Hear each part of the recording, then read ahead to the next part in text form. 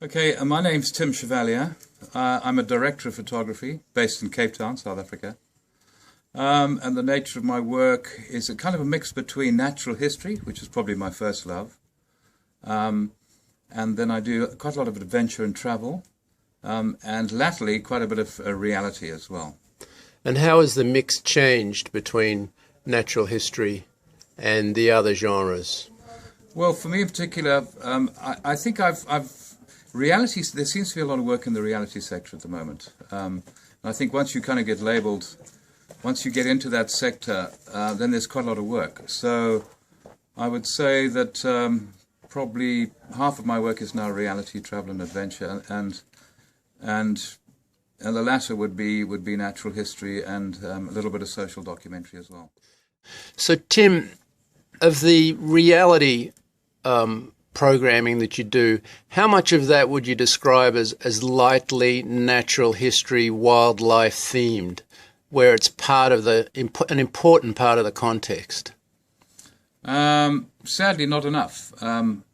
We have done a couple of big projects up in Zimbabwe, namely the Big Five Challenge, which was all about natural history. It was the whole thing was revolved around the natural history element.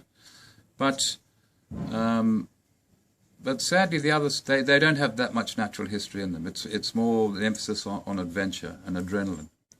So Tim, in this very competitive environment that exists in our industry now, how have your own business arrangements survived? Have you been able to maintain your fee? Has it become more challenging over time?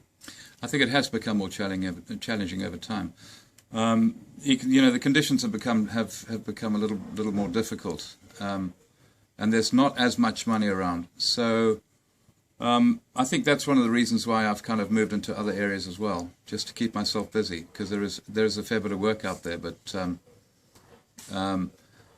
you've got to be fairly flexible. So budgets are tight. It's not that easy.